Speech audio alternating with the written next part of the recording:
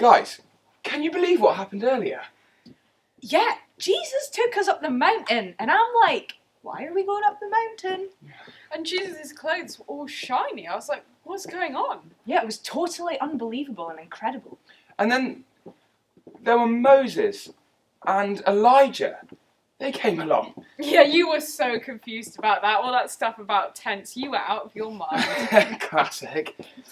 But the craziest bit of all is when there was that cloud, and a voice came out of the cloud saying, "This is my son whom I love. Listen to him." It was amazing. But then everything went normal. What was going on there? Hello, it's so great to welcome you to Sunday Stories for Families. I'm now going to read a true story from the Bible. You can follow along with me if you like, if you have a Bible with you. It's in Mark chapter 9, starting at verse 2. If you don't have a Bible with you, don't worry. The words will come up on the screen as well, so you can follow along. After 6 days, Jesus took Peter, James and John with him and led them up a high mountain where they were all alone. There he was transfigured. Oh, by the way, the word transfigured is just a fancy word that means changed, like he looked different. There he was transfigured before them. His clothes became dazzling white, whiter than anything in the world could bleach them. And there appeared before them Elijah and Moses, who were talking with Jesus. Peter said to Jesus, "Rabbi, it is good for us to be here. Let us put up 3 shelters, one for you, one for Moses, and one for Elijah." He did not know what to say. They were so frightened. Then a cloud appeared and covered them, and a voice came from the cloud. "This is my son, whom I love. Listen to him." Suddenly, when they looked around, they no longer saw anyone with them except Jesus. Hello again.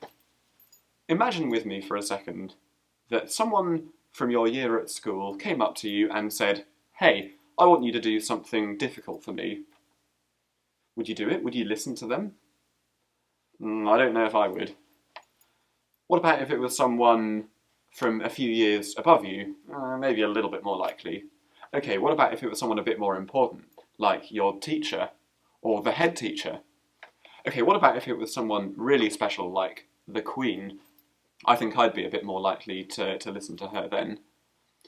You see, how important it is to listen to someone depends on how special and important they are.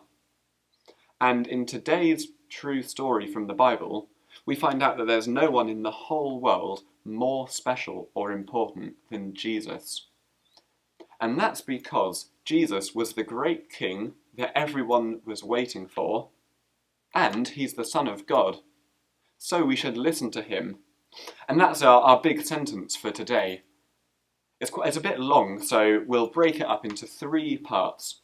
Part 1, Jesus was the great king everyone was waiting for. Part 2, and he's the Son of God. In part 3, so we should listen to him. Okay, so I'll talk about each of those 3 parts, one after the other. So part 1, Jesus was the great king everyone was waiting for. Do you remember those 2 people who appeared in the story, Elijah and Moses? Who are they? Well, you can find out more about them in some other bits of the Bible. And they were these really famous, important people who lived a long time before Jesus. They were around before Jesus was born, before Jesus' parents were born, before his great-great-great-great-great-great-great-great-grandparents were born. Now, in Jesus' time, everyone knew that God had promised to send another person like Moses, and they knew that Elijah was going to come back before God came to rule. You know how Moses and Elijah, they were these great famous people that everyone knew about? Well, now they're both here again in that story, and they're talking to Jesus, because Jesus was the great king everyone was waiting for. Do you remember how earlier I said that I showed those pictures of different people, And I said that if someone's really special and important, then we should really listen to them. Like the Queen, for instance.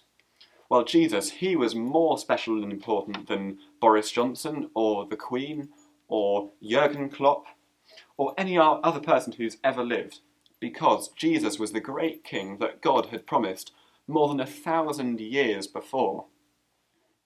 And do you remember that's the first part of our big sentence? Jesus was the great king everyone was waiting for. Do you remember the second part? And he was the Son of God. Do you remember in the Bible story, Peter asked if he should put up some tents for Moses, Elijah, and Jesus? He was so surprised by all of the stuff that was happening that he didn't really know what to say, and he thought that Jesus was the same kind of special and important person as Moses and Elijah, so he should put up a tent for each of them, right? That's what he thought. But do you remember something really weird that happened in the Bible story? Jesus turned all shiny and bright. In fact, it says that his clothes became dazzling white, whiter than anyone in the world could bleach them. That's not normal for a king. Jesus was special and important in a much bigger way than Moses and Elijah. He wasn't just the great king everyone was waiting for, although he was. But he was also more than that. He was the Son of God. That's the second part of the big sentence.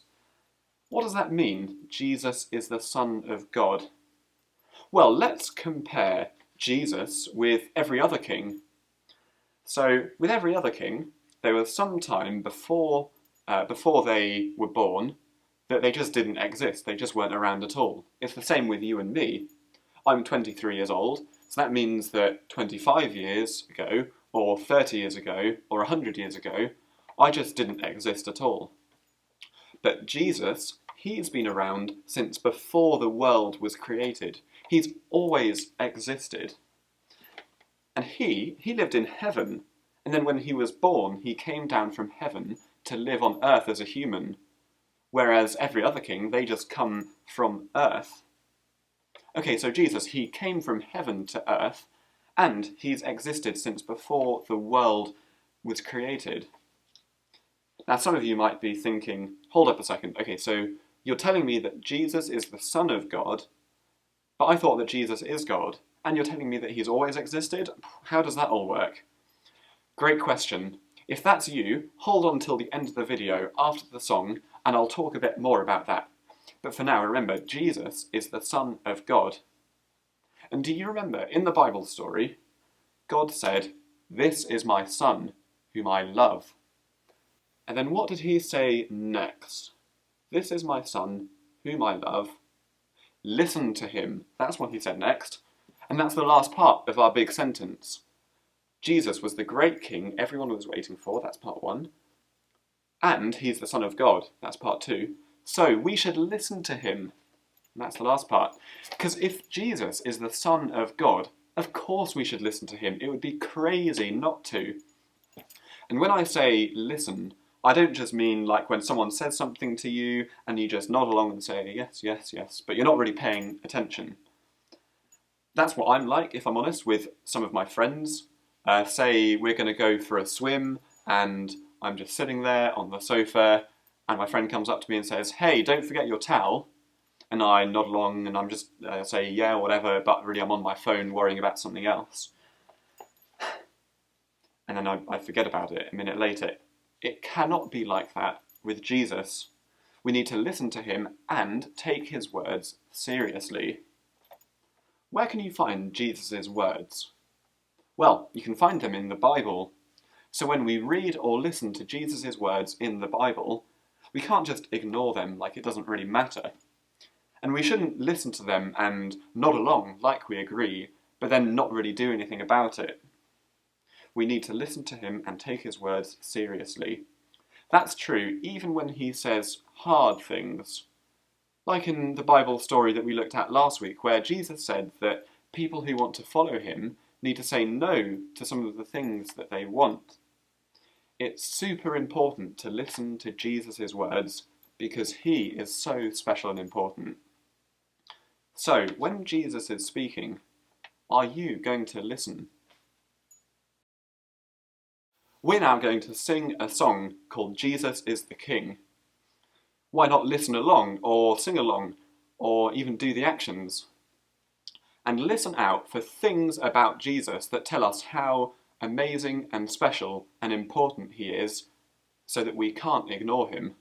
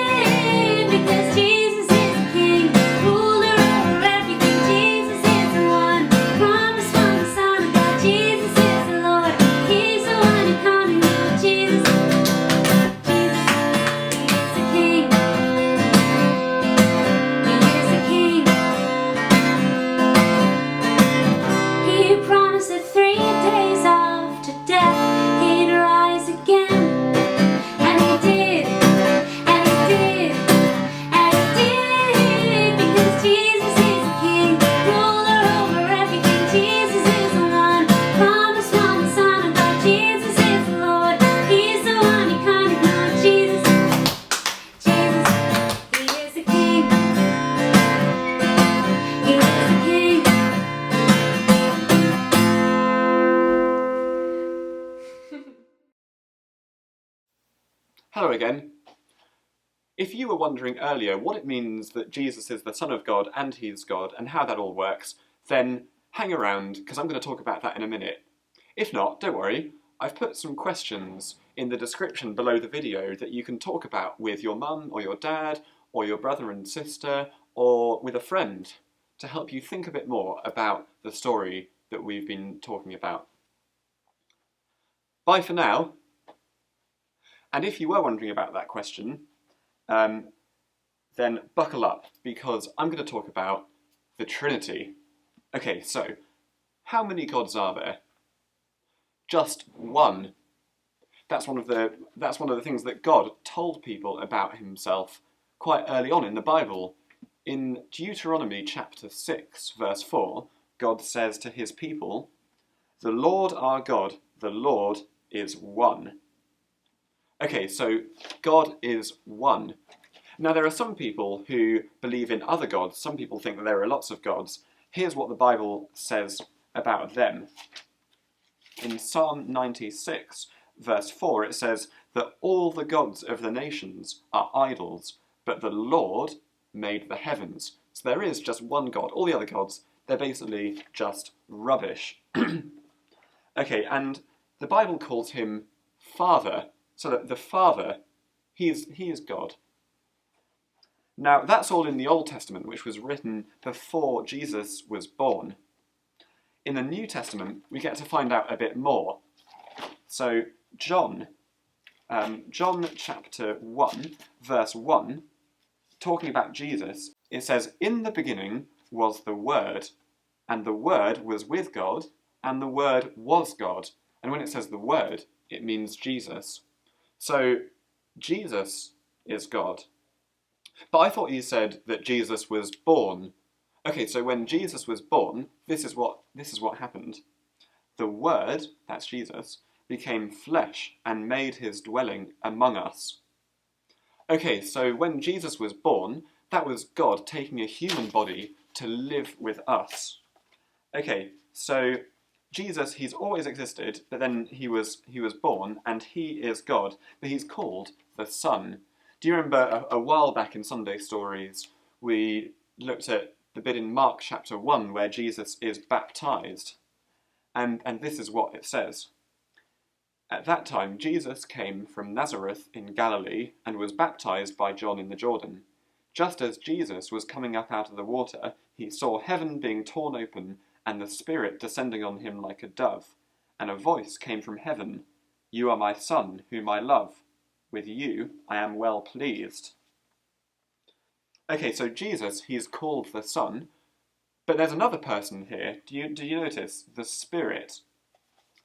And the Spirit is also God. In fact, if you look somewhere else in Acts chapter 5, in fact, you can look there in your own time. It says that to lie to the Spirit is the same as lying to God.